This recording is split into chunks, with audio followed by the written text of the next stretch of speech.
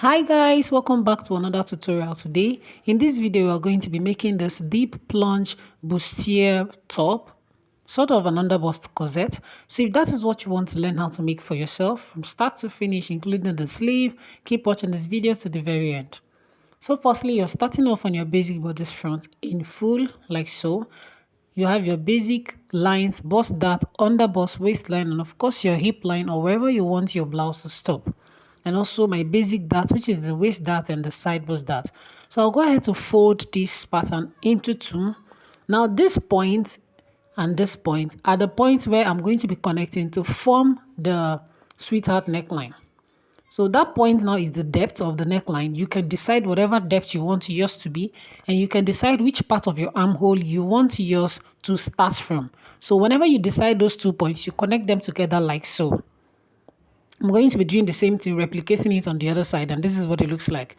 So I'll go ahead to open up my fabric, my paper, sorry now, and this is what the sweetheart neckline looks like. So the next thing we are going to do is, of course, I'm going to label yoke. We are not contouring because we're not cutting that part out. There's actually a yoke there, okay? So that part I've labeled yoke, so we know that that is our yoke.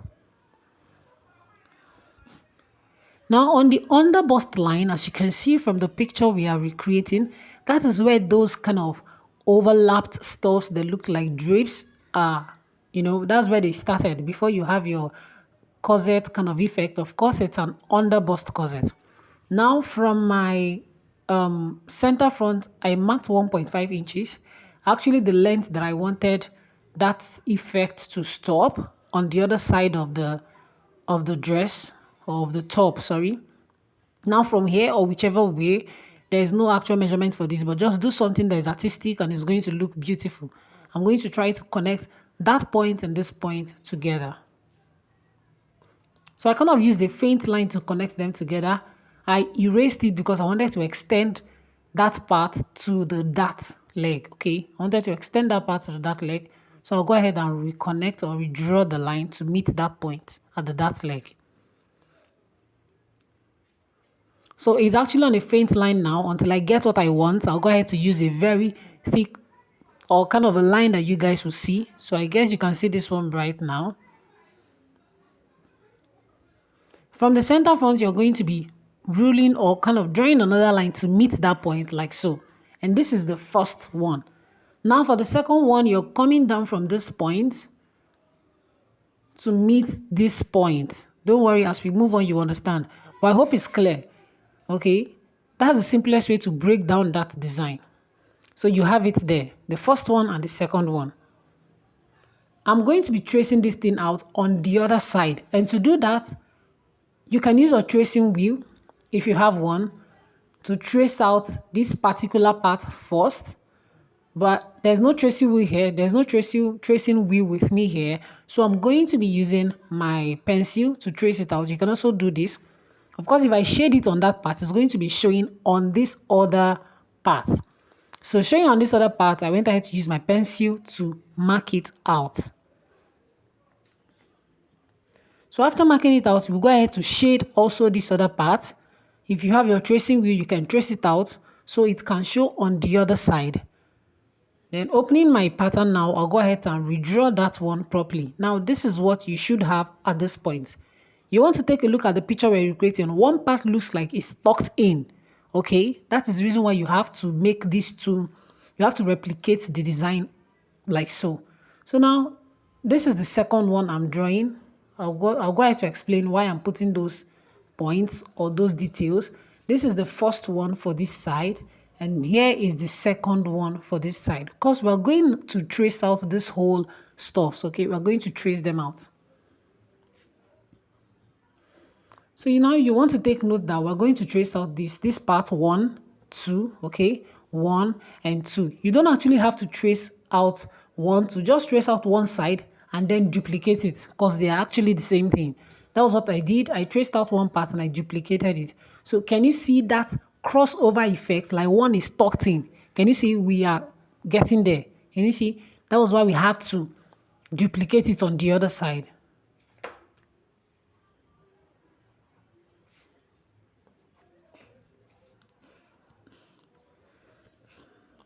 So now the next thing we are going to do is you want to make sure that while tracing out the last part of it, that very first line is a bit higher when tracing it out so that when the first one is inside, it can cover it up. Please put that in mind. And also, as you're tracing it out, include all your darts. Of course, I did that. Make sure you impute all your darts. So the next thing we are going to do is to contour the underbust. You're going to be contouring the underbust very little. Remember, it's an underbust corset. It's not a bustier. You're not going to be using the measurement you use for contouring a bustier for your underbust corset. Okay, so just go ahead and use maybe 0.5 inches on both sides from the underbust. Sorry, from the bust apart measurement. 0.5 inch on the bust apart measurement on the underbust line. 0.5 inches apart from the bust apart measurement on the underbust line. All right, it's not going to be like 1 inch for the bustier because this is an underbust corset. So I went ahead to contour the underbust on both sides.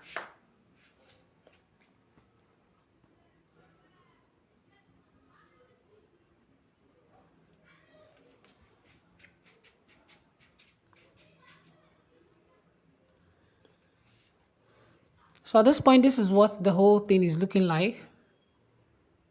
Now, because I'm going to be using a princess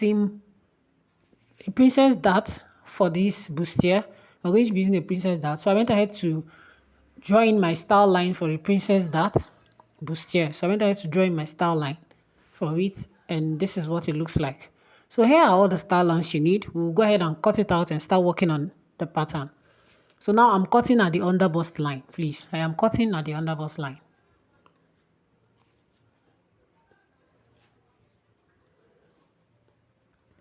So I set the lower part aside while we work on the upper part of it.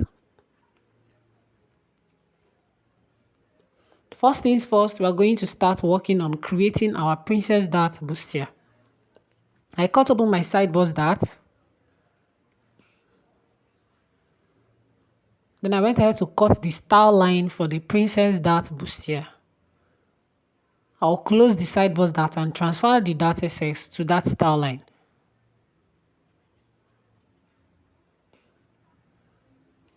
Then I'll go ahead to cut out the waist dart that went through the underbust to the bust point.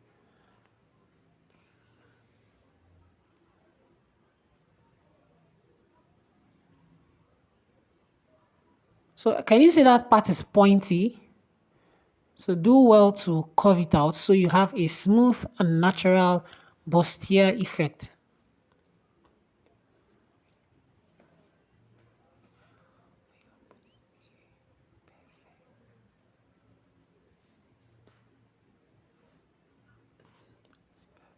Same thing I'm going to be replicating here.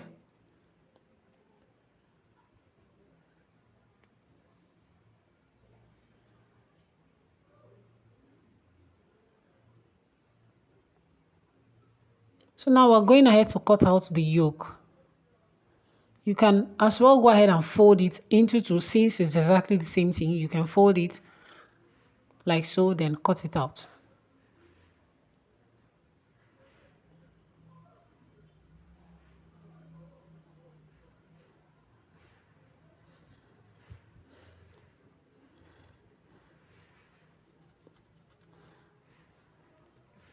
So this is what the upper part pattern should look like. This is what your upper part pattern should look like. Very simple, okay?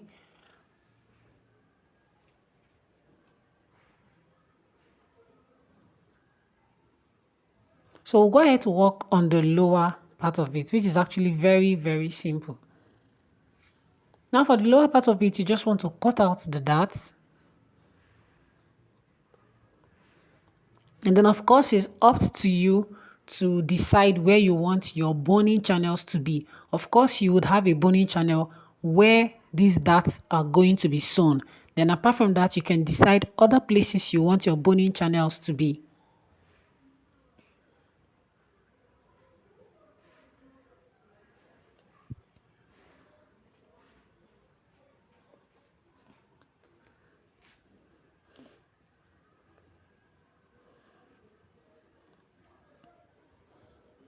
So here is it for the lower part of it, all right? Your boning channel definitely will come from these two parts of the dart. Then you can decide the other parts of the boning channel from your dress design. You can do that. Now heading over to the back, which is actually very simple. You just have to open up your dart and sew it up. Nothing much is going to happen at the back. Your neckline, you can leave it at the basic, depending on what you did for the neckline of the front. Then the depth of the neckline, you can decide to deepen it at the back. So that is just all for the back. Now let's head over to the sleeve.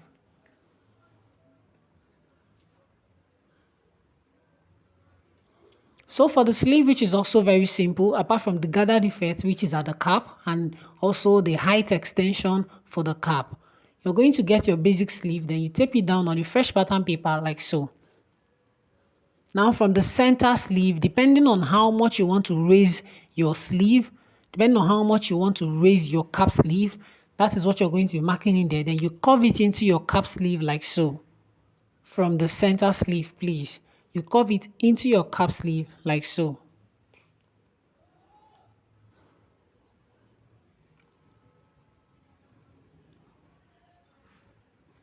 So having done that, you go ahead with your scissors and cut out the excess part of the paper.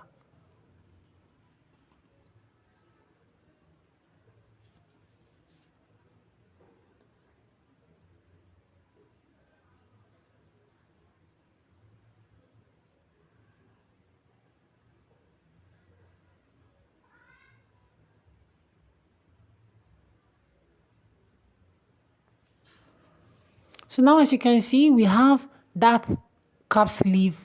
It is gathered. That means we need fullness to gather it. All right. If you gather it this way, you won't feel very comfortable. So we need fullness to gather it.